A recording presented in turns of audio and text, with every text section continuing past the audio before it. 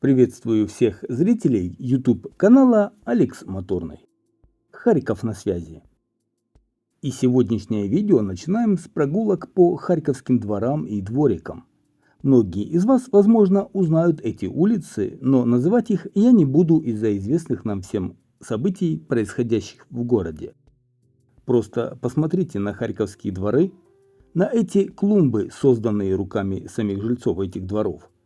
А я, как всегда, расскажу вам о событиях и новостях, которые могут быть интересны, по моему мнению, зрителям канала. Друзья, сразу приношу извинения за качество видео, за качество съемки. Так как у меня не всегда есть время выбраться на улицы города, нет возможности находиться одновременно в нескольких местах из-за загруженности, а это основной YouTube канал, второй YouTube канал, Telegram канал, еще и своя частная личная жизнь. При этом я сам монтирую ролики, озвучиваю их, слежу за событиями в городе, сам также веду Telegram канал. Поэтому мне помогают немного подписчики канала.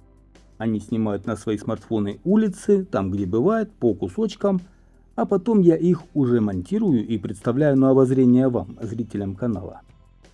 Но, как вы понимаете, камеры в смартфонах не у всех, скажем так, хорошие. При этом многие снимают также видео для своих соцсетей в вертикальном положении. Поэтому при заливе в горизонтальном положении на YouTube эти видео получаются в низком разрешении. Плюс еще и сам YouTube сжимает видео, и оно получается таким, каким вы его видите. Но я надеюсь, что общую картину от увиденного это не испортит, и вы все равно получите впечатления положительные от просмотра любимых улиц любимого города Харькова.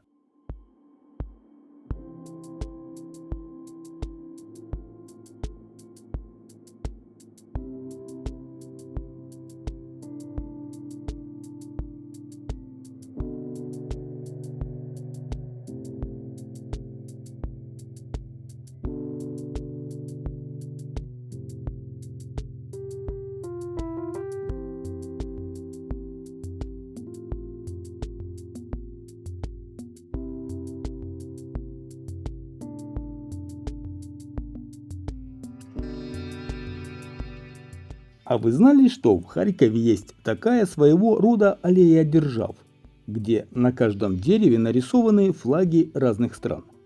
Если не видели, посмотрите прямо сейчас.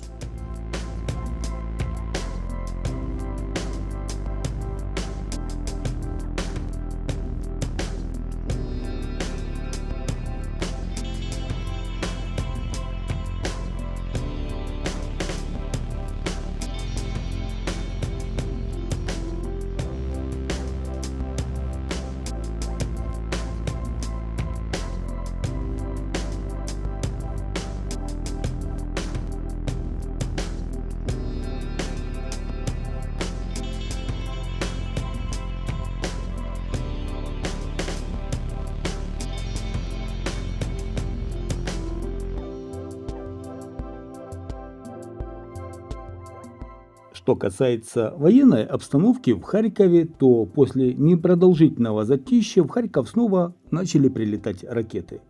Рано утром 24 июля Российская Федерация нанесла удары по Немышлянскому району города. По территории гражданского предприятия также поврежден жилой дом, есть пострадавшие. 25 июля средь бела дня две ракеты прилетели по инфраструктурному объекту города Харькова. Также ночью 24 июля в результате обстрелов на территории Фельдман-экопарка вспыхнул масштабный пожар. Взрывов на территории экопарка зафиксировано не было, но, вероятно, из-за падения обломков российских ударных беспилотников загорелось здание конюшни и расположенные рядом с ним гостевые домики. Долина Альпак в пригороде Харькова также попала под обстрел. Осколки от снарядов упали на территории Фельдман-экопарка и мемориала памяти жертв голодоморов. Фельдман-экопарк в 2023 году частично возобновил работу после обстрелов и разрушений, нанесенных в 2022 году. Но в конце июня 2024 года парк был обстрелян кабами. Снова погибли животные. После этого началась повторная эвакуация животных из парка. Основные события развиваются в области за 30 километров от Харькова. Это Липцы, Глубокая, Слобожанская, Дергачи и Дергачевский район. Особенно достается сейчас Волчанску. В каком он сейчас состоянии, вы видите.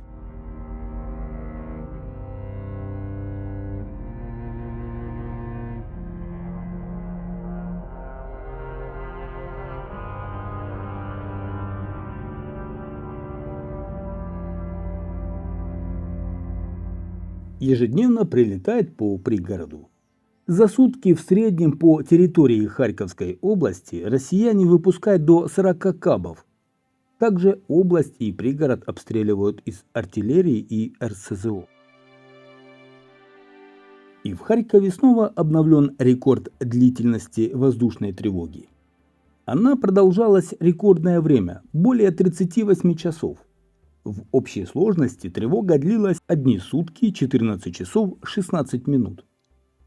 В предыдущий раз самая продолжительная воздушная тревога в Харьковской области звучала 1 сутки 12 часов и 47 минут. Сейчас в городе как раз реализуют проект, результатом которого станет предупреждение жителей только об опасности непосредственно для Харькова, а не для всей области. Мэр Харькова Игорь Терехов считает, что городу остро необходима система дифференциации тревог. Так как на Харьковщине идут активные боевые действия, обстрелы региона происходят практически постоянно, также в небе находится российская тактическая авиация. Зачастую целью ударов являются прифронтовые и приграничные населенные пункты. Однако воздушную тревогу объявляют по всему региону.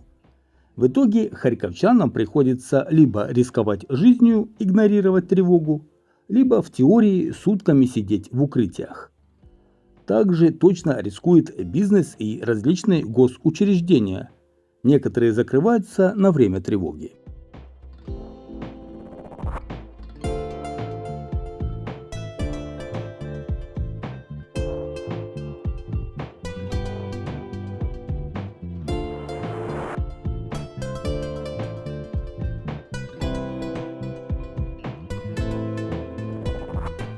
И в Харькове создают альтернативную систему обеспечения города теплом и электричеством после уничтожения армии Российской Федерации генерации.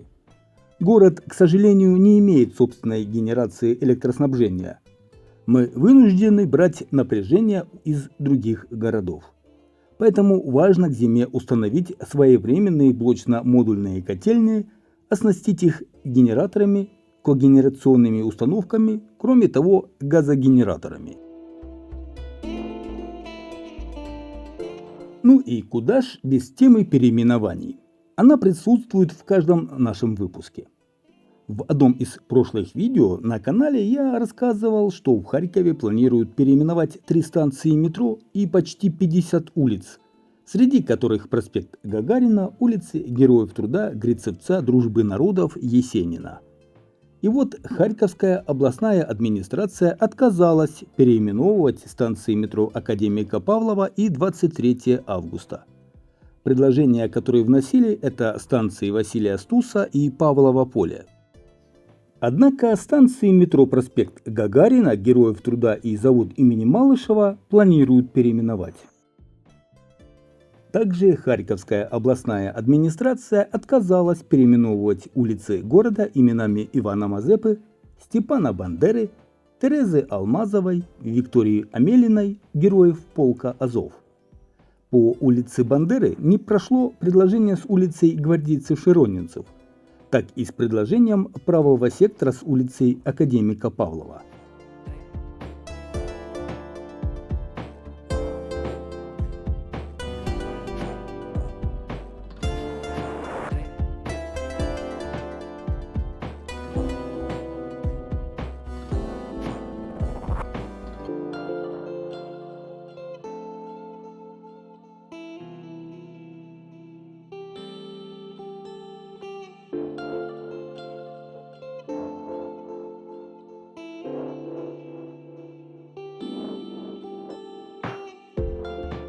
В городе Харькове с 11 по 17 июля родилось 75 детей.